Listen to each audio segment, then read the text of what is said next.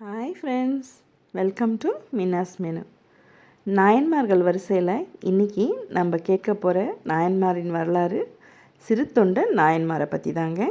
அப்ப நீ அம்மை நீ ஐயனும் நீ அன்புடைய மாமனும் மாமியும் நீ ஒப்புடைய மாதரும் ஒன் பொருளும் நீ ஒரு குலமும் சுற்றமும் ஓரூரும் நீ துய்ப்பனவும் உய்ப்பனவும் தோற்றுவாய் நீ துணையாய் என் நெஞ்சம் துறப்பிப்பாய் நீ இப்பொன்னி இம்மணி நீ இம்முத்து நீ இறைவன் நீ ஏறுந்த செல்வன் நீயே.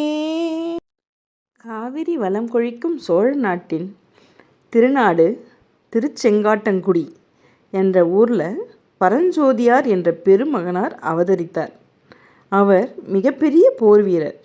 எல்லையில்லாத வடமொழி நூல்களையும் மருத்துவ நூல்களையும் கற்று புலமை பெற்று விளங்கினார்.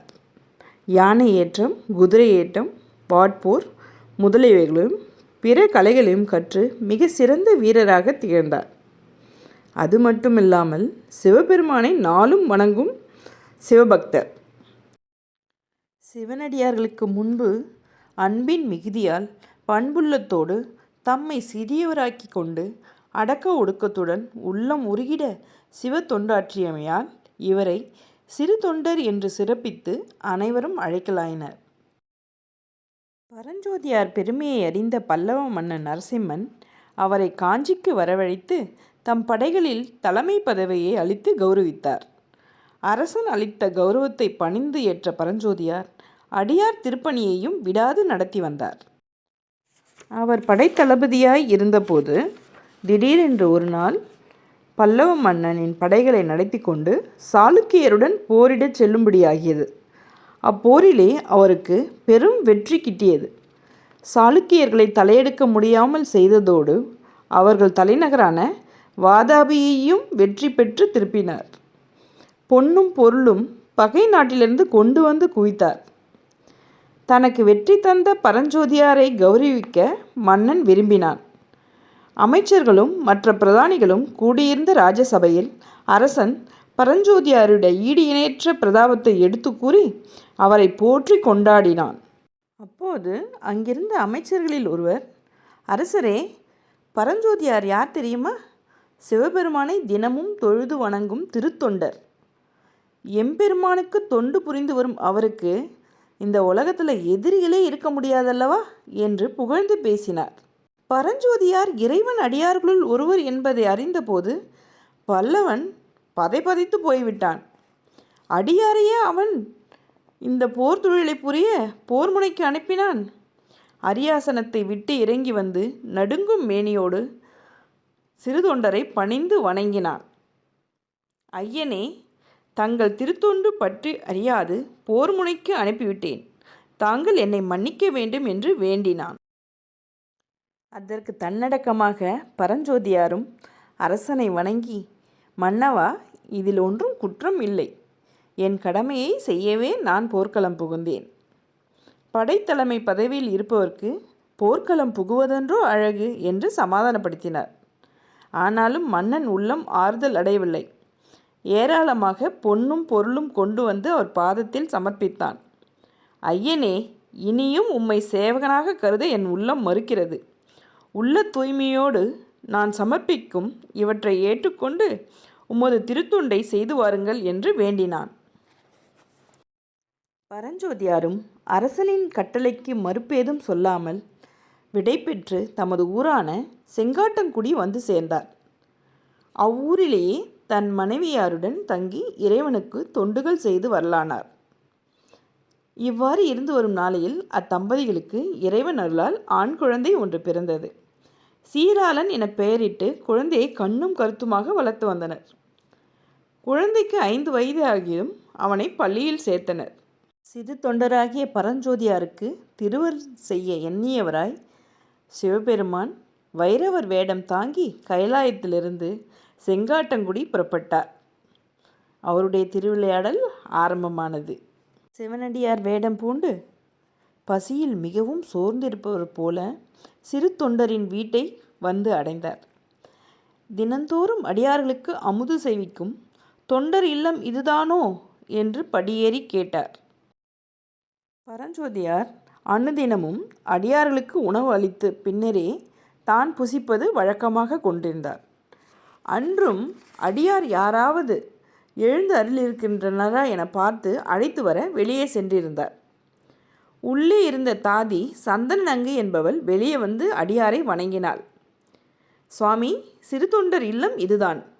அடியாரை அழைத்து வர அமுது செய்விக்க அவர்களை தேடி வெளியே சென்றிருக்கிறார். விரைவில் வந்துவிடுவார். உள்ளே வந்து அமருங்கள் என்றாள். அவளை பார்த்த சிவபெருமான், ஆண்கள் இல்லாதிருக்கும்போது நான் உள்ளே வருவது சரியல்ல என்றார். கதவருகில் நின்று அவர்கள் பேசிக் கொண்டிருந்ததை கவனித்த பரஞ்சோதியார் மனைவி வெண்காட்டு நங்கையார் வந்திருக்கும் அடியார் திரும்பி போய்விடுவாரோ என அஞ்சினார். உள்ளிருந்து வெளிப்பட்டு அடியாரை நமஸ்கரித்தார். சுவாமி, என் நாயகர் அடியாரை தேடித்தான் போயிருக்கிறார். இன்று எக்காரணத்தோலோ அடியார் எவருமே வரவில்லை.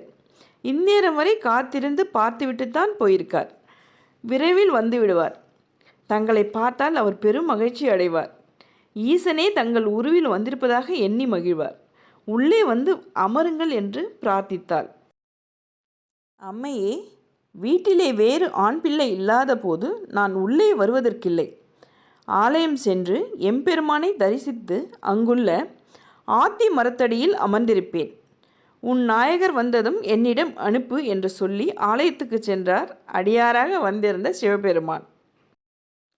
அடியாரை தேடிச் சென்ற பரஞ்சோதியார் எவரையும் காணாது, அட என்னடா அது, இன்னைக்கு ஒருத்தரும் வரலையே, இன்று அடியாருக்கு திருவாமுது செய்விக்க முடியவில்லையே என்று வருந்தியவராய் வீடு திரும்பினார்.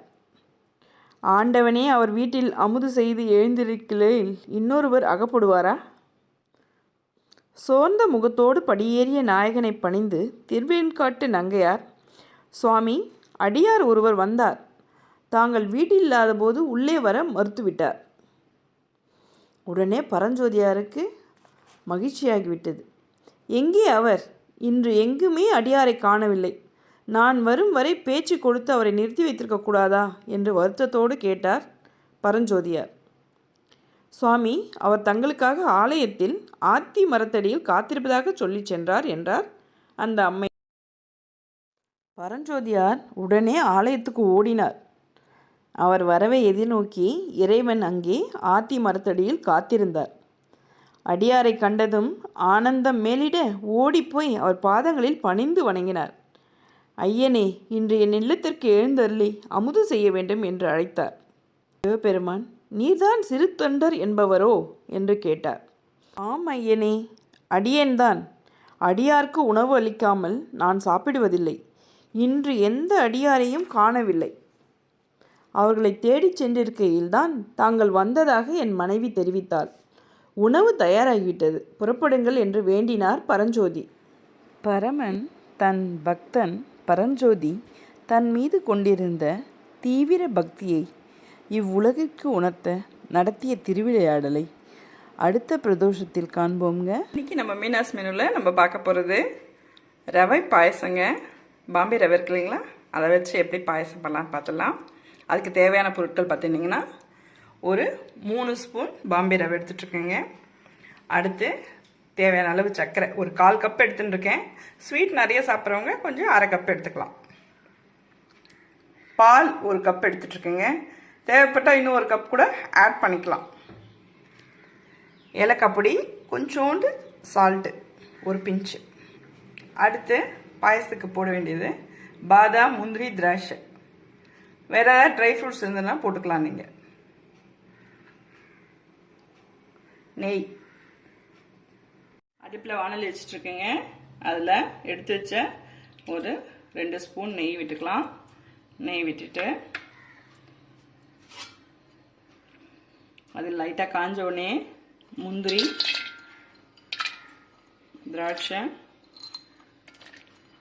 பாதாம் இது எல்லாத்தையும் சேர்த்து பொன்னிறமாக வறுத்துட்டுலாம்.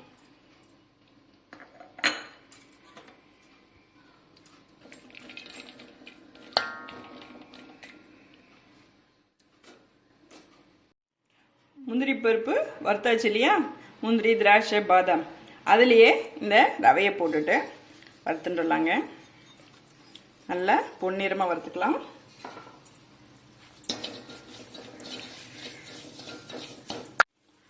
ஒரு 2 to 3 minutes நல்லா வறுபட்டுட்டோங்க. வறுபட்டு முடிச்ச உடனே எடுத்து வச்சிருந்தோம் இல்லையா பால், அதை போட்டுடலாம். இன்னொரு 1/2 கப்பு விட்டுடலாம். வெந்துருக்கு. பாலில் கொஞ்சமாக உப்பு எடுத்து வச்சோம் இல்லையா, அதை போட்டுடலாம். நல்லா வேகட்டுங்க. ஒரு 5 minutes நல்லா வேகட்டும். இது சட்டு பண்ணிடலாங்க. நம்ம அப்பப்போ கொஞ்சம் தொலை விடுங்க. மீடியம் ஃப்ளேம்லேயே வச்சுட்டு பண்ணுங்க. 5 நிமிஷம் ஆயிடுச்சுங்க. எப்படி இருக்கும் நல்லா வெந்துட்டுருக்கு பாருங்க. நல்லா கட்டி தட்டி இல்லாமல் நல்லா தொலை விட்டுட்டு, ரவை வெந்த பிறகு தான் சர்க்கரை போடணும். கேசரி பண்ணும்போது கூட ரவை வெந்துட்ட பிறகு சர்க்கரை போட்டோம்னா தான் நம்மளுக்கு ஸ்வீட் நல்லா கூடும், ரவையும் நல்லா வேகும். சர்க்கரை போட்டுட்டிங்கன்னா ரவை வேகாது. முதல்லையே சர்க்கரை போட்டேங்க. ரவை நல்லா வெந்துருச்சுங்க. இப்போ எடுத்து வச்சுருக்கேன் சர்க்கரையை போட்டு கலரி.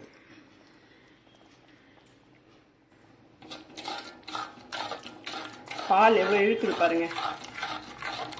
2 கப் இருந்தால் கரெக்டாக இருக்கும். பாயசம் ரெடி ஆயிடுச்சுங்க. இப்போ நம்ம எடுத்து வச்ச ஏலக்காய் பொடி போட்டுடலாம். அடுத்து வறுத்து வச்ச முந்திரி திராட்சையும் போட்டுடலாம். சுவையான பாம்பே ரவை பாயசம். சுவையான பாம்பே ரவை பாயசம் ரெடி ஆயிடுச்சுங்க. நீங்களும் செஞ்சு பாருங்கள். லைக் பண்ணுங்கள், ஷேர் பண்ணுங்கள். தேங்க்யூ ஃபார் வாட்சிங்.